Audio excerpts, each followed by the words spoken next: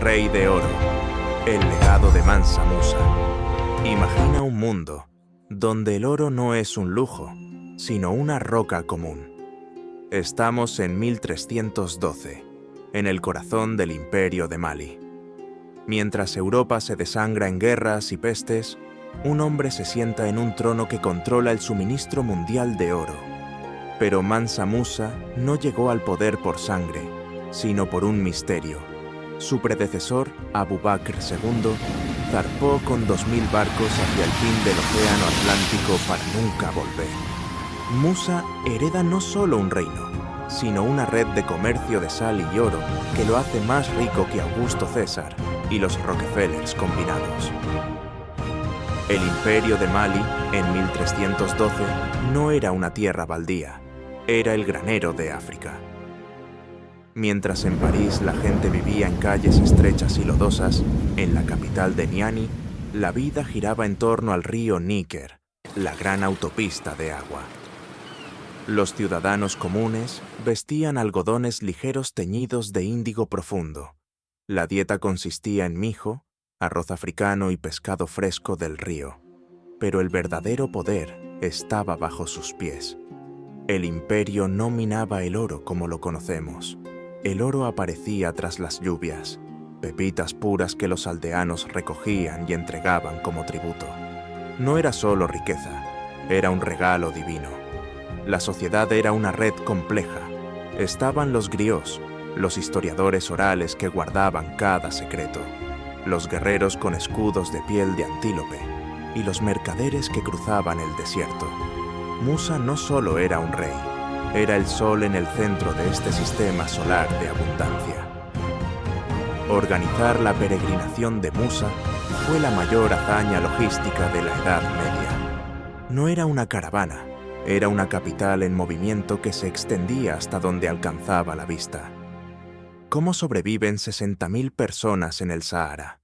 Se movían de pozo en pozo bajo un calendario estricto. Al frente, 500 heraldos portaban bastones de oro macizo. Detrás, una fila interminable de camellos y esclavos que, a pesar de su estatus, vestían sedas persas y brocados yemeníes. Las noches en el desierto eran mágicas. Miles de hogueras se encendían. El olor a carne asada y especias llenaba el aire frío de la noche, y el sonido de la cora, arpa africana, mantenía alta la moral. Musa viajaba en un palanquín forrado de oro, pero se aseguraba de que cada viernes se construyera una mezquita allá donde la caravana se detuviera para orar. Cuando Musa llegó a El Cairo, el sultán mameluco esperaba que se arrodillara. Musa, con la dignidad de quien se sabe dueño del mundo, se negó inicialmente. Al final, lo que siguió fue un choque de culturas sin precedentes. Musa llega a El Cairo y su generosidad se convierte en una catástrofe. Regala lingotes a los pobres, compra cada objeto de lujo que ve y gasta tanto oro que el valor del metal precioso se desploma en todo Egipto. Imagina ser un panadero en El Cairo. Un día, un extranjero africano entra en tu tienda y te paga con una pepita de oro del tamaño de un higo por un simple trozo de pan. De repente, todos tenían oro. El valor de la moneda local, el dinar, se hundió. Los precios de las especias, las alfombras y el grano se dispararon. Musa no quería hacer daño, pero su generosidad era tan vasta que generó una inflación que arruinó familias. Los mercados del Cairo pasaron de la alegría por el regalo a la desesperación por el costo de la vida. Durante 12 años, la economía del Mediterráneo quedó en ruinas, simplemente porque un hombre fue demasiado amable. Es la única vez en la historia registrada que un solo individuo controló, por sí solo, el precio global del oro. Musa regresó a Mali, pero no trajo tesoros. Trajo algo más valioso: mentes. En su viaje de regreso, convenció a poetas, eruditos y al famoso arquitecto granadino Abu Ishaq al-Sahili para que lo siguieran a Tombuctú. Tombuctú se transformó.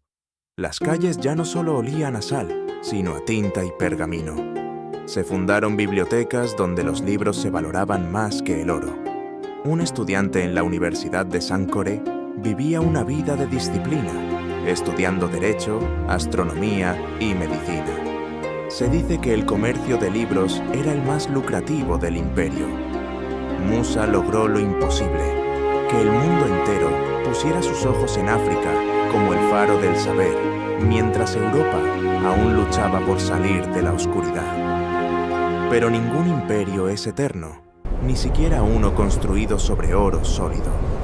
Tras la muerte de Musa en 1337, sus hijos no pudieron sostener el peso de su corona. El imperio de Malí comenzó a fragmentarse, devorado por rebeliones internas y el ascenso de un nuevo poder, el imperio Songhai. Pero mientras las fronteras se borraban, la leyenda de la riqueza de Musa crecía en Europa. Los cartógrafos europeos dibujaban el centro de África con una sola imagen, un rey negro sosteniendo una pepita de oro gigante. Esa imagen fue la que, siglos después, atrajo a exploradores y colonizadores que buscaban el dorado africano. En los siglos XV y XVI, la vida en Malí cambió drásticamente. Las rutas del oro se desviaron hacia la costa, donde los barcos portugueses y españoles esperaban. Timbuktu, la ciudad de los libros, tuvo que esconder sus tesoros.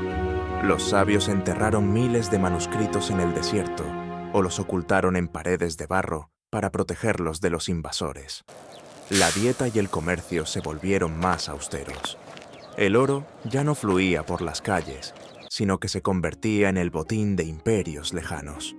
Con una fortuna estimada en $400.000 millones actuales, su legado sobrevive no en lingotes, sino en la arquitectura de barro que aún desafía al tiempo en Malí y en los miles de manuscritos que los bibliotecarios de Timbuktu rescataron recientemente de grupos extremistas. Musa no solo gastó oro, compró la inmortalidad para su cultura. En el siglo XIV, el oro no era un gráfico en una pantalla, era peso, sudor y voluntad divina. Mientras hoy se opera con apalancamiento y contratos digitales, Musa operaba con la realidad física. Su imperio producía más de la mitad del oro de todo el viejo mundo. No había inflación porque él era la fuente de la moneda. La verdadera vida en Malí era la de una nación que no temía a la escasez, donde el conocimiento valía más que el metal, porque el metal sobraba. Él transformó el oro en universidades, en bibliotecas y en una leyenda que, 700 años después, sigue siendo el estándar de oro de la grandeza humana. El león de Malí no solo fue el hombre más rico de la historia, fue el hombre que demostró que el oro es solo arena, a menos que se use para iluminar el